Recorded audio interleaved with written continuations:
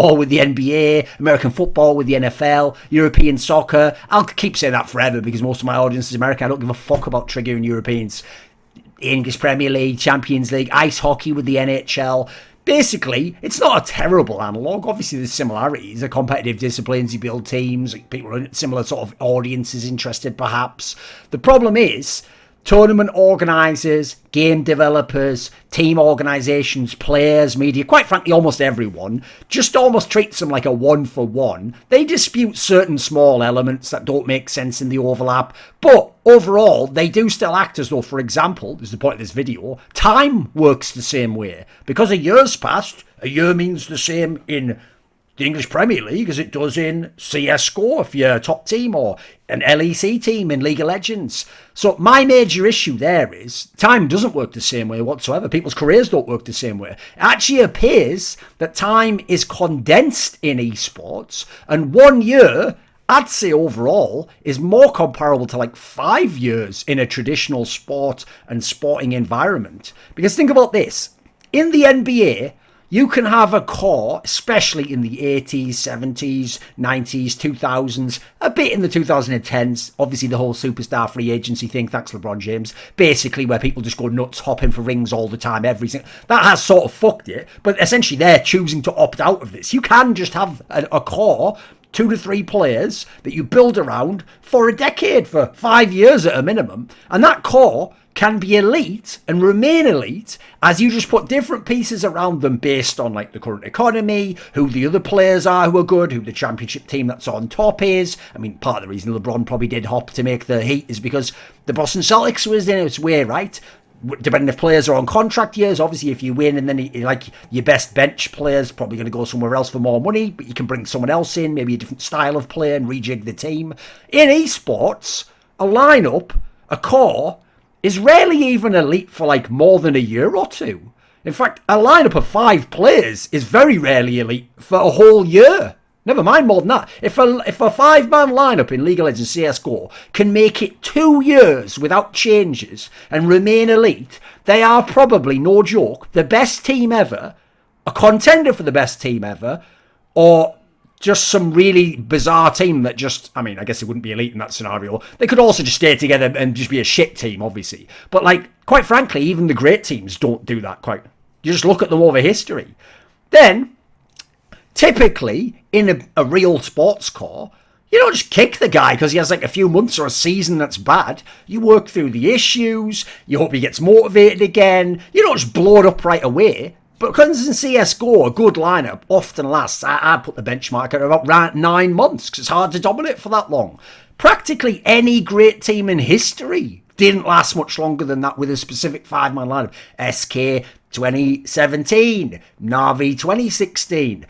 The rare outliers are some of the best teams to ever play, and basically aliens like Virtus.pro. How did they do it? I mean, they just sort of were allowed to go through slumps and weren't forced to kick players because all the good Polish players at the time. Astralis 2018 took multiple breaks and literally sometimes had players leave the lineup or didn't attend tournaments and were able to. So even the outliers have sort of like a fudge factor where it's like, well, you didn't really just go hard for 2 or 3 years, did you? In League of Legends, one 5-man lineup, yeah, a year is about all you can expect, not just because of the way contracts work, although people sign 2 and 3 year contracts, just because people are just out on that player because of the meta, because it's a slight slump, because we didn't win. Like, even SK Telecom, each time they won the World Championship, it wasn't with the same 5 players. Rox Tigers were as amazing in 2015, but they had to upgrade some of the players. KT that had the super team, even they had to make a player change to have certain successes. Royal Never Give Up looked like they were going to be the best team in history in 2018. Where the fuck were they after that? And then the years before, obviously, they never could win. IG won a Worlds, won a fucking LPL. Aside from that, they couldn't keep it together, even with the same players. Even in theory, potentially actually going for better players. Sometimes actually fucked with these teams. FPX, if people don't know, haven't won very much outside of the one LPL and the one Worlds, and basically continually tried to upgrade the top laner. If they were the best team, why not stay with the same 5, right? G2, the best Western team ever, they were mega clutch in 2020, but they were nothing compared to what they were at Season 9 at MSI. Then in soccer or ice hockey, a star could play for literally 20 years. Now, he might be worse in the latter years. Like, he might be, like, voted in the All-Star, or he might be a borderline or something. He's not going to be, like, elite after 20 years, very likely. But he can still play. He can still be at the top tier. He can still be in one of the best teams, potentially even. You can remain a star for maybe 10 years in these sports. Think of people like Brodeur, Jaeger, Ovechkin, fucking Maldini, Seedorf. There we go, Europeans. I gave you a few. Like, these guys can be incredible for a long, long time. And as I say, play for a long, long time beyond that. In esports, a star can maybe play 10 years if they have a fucking amazing career. Or they were so good that they can just hang around him when they're not that good anymore. Sorry, I got something in my throat there. It's more like about 5 years just to even remain at tier 1. That's pretty impressive. If you can remain a star for 3 or 4 years, and 3 or 4 years in a row is the hardest, but if you can sort of space it out, you're very lucky. And many last far fewer years and much less time overall. Like, it's absurd to me that Simple has done it for so many years in a row. That's what makes him like the GOAT and a contender for GOAT of esports, even if he hasn't won the major. Skill just disappears. No matter how much these guys practice, no matter how much they want it, they fall behind in some sense, or other people just become the best players. It doesn't actually make sense in the way that traditional sports, that's not the way it goes. It gets a lot more gradual in traditional sports. People improving, people staying at the top, people getting worse. It doesn't just happen like overnight unless you have injuries, basically. And these players aren't having injuries in the game that's causing it, by the way. Think of people like Shox, Get Right, Olafmeister, Cold Zera. These people could only be the absolute best for a couple of years. Now, listen, in Get Right's case, and Shox, you can span it into the other games and say they were worth for longer and they were outliers. But I'm talking about CSGO here. Olafmeister, no joke, lasted like a year as an elite player. Cold Zera lasted, what, 2.5, maybe 3 at a stretch. He's nowhere close to the player he was. Think about how rare these names are in esports. Faker, Rookie, Score, Rekkles, Soaz, Uzi Eye, Xiaohu, Carset. If you want to go on a low level, maybe even Double Lift can be thrown there. Bjergs. Like, the idea that you maintain like a high level relative to whatever skill for that long, or even just have like a year off and then come back, like, there's a reason why these names would be like Hall of Famers, depending on what the context we're talking about. Like, they weren't even just the best. It's their longevity that made them the best, and they were very, very good and the best in certain years. As such, here's my issue, and one of the crux points of this video. This career length and this condensed time needs to be reflected in how we deal with teams and players and competition. So teams changing after 1 year is actually entirely reasonable, no matter how long the contract length is. I know we're making contracts that long, and we're making clauses that long. That's why I hate it when like Zebu signs a 5-year contract. Mate, that's basically your entire prime. You sign to one team, and if they don't put the right pieces around you, kiss goodbye to your prime and you won't be winning a major in your career. All because you thought this is like sports and I'm going to be here for 15 years. And you're not going to be the best in 10 years, in 15 years, mate. If you are, you're the greatest player to ever touch esports, literally. When stars want to leave a team in esports after only a year because the team didn't build around them correctly or didn't have the results, that's actually entirely reasonable. By the way, if they stay 6 months more, they might drop off and get fucking kicked anyway. That's the fucking world esports is. That's why I hate these super long contracts people are getting trapped into. Then how about this one? You ban a player because it like bad conduct, 3 months, 6 months. You ban a player because he cheated or exploited something in the game that's not allowed. If you give a player even a 2-year ban, nothing in sports, that basically is a death sentence to his career if he's an elite player. And if you give him a 5-year ban, that may as well be a lifetime ban. That may as well be a 20-year ban in the NFL. I mean, NFL's more like European soccer or hockey. So when we talk about people like iBuyPower, the match fixers, cheating coaches with the bog, actually a 2 years punishment is very harsh. Now, it's not in the sense that in real life it's actually a crime and some of this shit you probably should be prosecuted by the police for. But in the context of esports and your career, that is an incredibly powerful punishment, 2 years. And like I say, 5 years, I don't think anyone would even stick around 5 years and come back. I think you basically would just leave the game at that point. So one of the reasons why I, by the way, in games like League of Legends and CSGO, was never actually as much in the camp of like, oh, you're burning these players out, we've got to give them like more time off. Because again, A year is like 5 years. You can't afford to go easy for 6 months or a year. If you do that, you are just going to cripple your potential longevity and your chances to win. The window is going to close while you're chilling in a fucking hammock somewhere. So you aren't going to have a 10-year career of going hard like that, except you're a very rare player. You've got a year or two. You probably should go hard and then fuck off and do something else. Or then start to chill out and just be a veteran player in the team, right?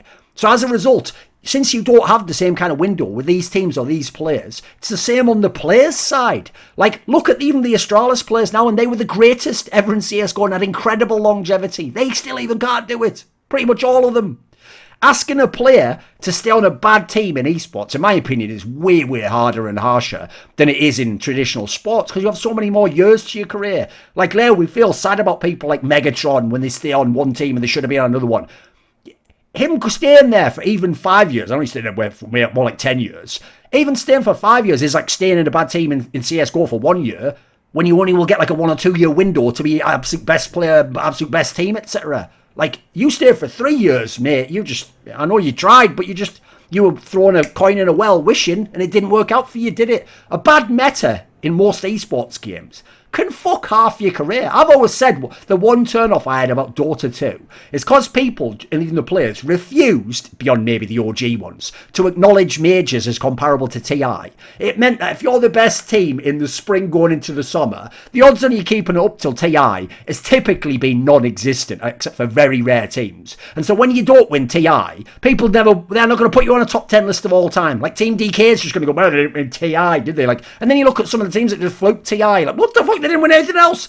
It fucking tilts me so hard. Same in League of Legends. If you're the absolute best team in spring, people refuse to acknowledge MSI. So basically, you're fucked when Worlds come. Meanwhile, someone else can just fluke Worlds with the meta, nice run, might not ever even win domestically like Samsung, but that doesn't matter. They get to be on the... Like, this just fucks history completely because you're not considering the time component and the differences. Now, we're not talking about in sports where like Dan Marino or Aaron Rodgers have like underpowered teams for a decade or more and they just hard carry them and then get blamed for them not winning the Super Bowl. 1 to 2 badly timed careers, years in your career in terms of like how bringing in the right players at the right time, making the right changes, that wrecks your whole window. It's one of the reasons why if Simple doesn't win a major, the best excuse you can give is, mate, 2 of the years where he was the absolute GOAT, there wasn't even majors. And then the other guys who've won all the majors, some of them had 3 majors a year and were making it to every top 8 because it wasn't as competitive a scene back then. At least beyond the top 8. The top, it was incredibly, sometimes more so than right now, I would say. So I even think for Hall of Fame, for accomplishments, we've got to take this into account. Like, I've seen so many discussions where people try to contrast, like, Faker when he was coming in League of Legends with Flash from StarCraft, or in the modern day, you take Simple, and because people don't know Flash, you compare him to Faker. So here's the thing, like, they were all going, nah, Faker can't be the bon joie of League. He's only won Worlds, like, what, 1 time, 2 times? Yeah, he's won a bunch of LCK. 3 times, or maybe he can be the cup. What are you talking about? To be in the best team over that many years is mental, mate. That's actually better than Flash. Not as an individual accomplishment, but in terms of like the idea of like your resume, because the game works differently. Though when people were saying, well, Simple can't even match Flash or Faker because he hadn't even won a major, like Flash did his best accomplishments, like his absolute peak, over like a 2.5 year span spread out. I'll say like in 2008 he was fucking unbelievable. 2010 he was unreal, and then he had a little spurt in 2011. He just didn't win the titles then, except for the one. Faker was the best in League of Legends player in the whole world, overall spread out for longer than Flash was in StarCraft. Simple in CSGO has done it for longer than all of them combined, and in his case, just in a fucking row. Doesn't even take years off, boys. So 1 year doesn't mean the same as it does in traditional sports. We can't just one-to-one apply those concepts and just transpose them over. We have to actually take it and make it like a ratio. We have to make it so that it's like appropriate to what we have in esports, because otherwise contracts, bans don't make sense, roster creation doesn't make sense, player career length doesn't make sense, and you're going to end up with people wasting a lot of time, a lot of money and a lot of heartache, and they're not going to get the right result. Now, speaking of getting the right result, if I want some energy and I want it cheap, I just get some gamers. I get it even cheaper, though. I get it for free. But listen, it is actually the best. I'll tell you right now, I've tried all the energy drinks, all the formulas. I had an option out of this one and 2 other companies. One is a very big company. And I went with this one. This is the one I want to represent by Gamersops. Code Thorin, THORIN for 10% off. I like the flavours like Dragon Fruit Punch. Citrus Lemonade's a very nice one. On the side, sometimes I like get a bit cheeky. Mango meta, that's another one I enjoy. I might even do a review of taste flavours at one point in time. What I like about it is sugar-free. I do the keto diet sometimes. Nice smooth energy release, no hard crash. It's not something that's like addictive. You don't have to have like 2 or 3 in a day. I have 1 a day. That's all I go for. That's enough for me. I get my energy release. I get the nice 4 or 5 hours. I do what I want to do. I have some fun. I play some games. I do some talk shows. I chat some shit. And then that's it. I start to cool off for the evening and I don't need to do anything more. I'm not addicted. It's just enjoyable. Gamer subs. This video was kindly supported by Kris with a K, Lager15, Matt Pugnatio, Rajcula, Skaparen, Travis Goff, Zack Schmidt, Adam Ochs, Alexander Rao, Animosity, Bot Pounder 420, Kris, ErikHillestad, Hades, Jdubs, Jensen Goh, John Shelton, Joseph Ginsburg, Kovacevicd, Tobias Bernasconi, Zoomba, Zyrathenia, and special thanks go out to both Jerky's Minion and DZL. Do you want to suggest a topic or a guest for some of my content? You want to ask me a question in one of those video AMAs? Do you want teasers? Who's going to be the guests on my next interviews? Do you want to take part in a lengthy esports discussion with me? Well, put your money where your mouth is. Join the Skilluminati today at the Patreon link in the description box below.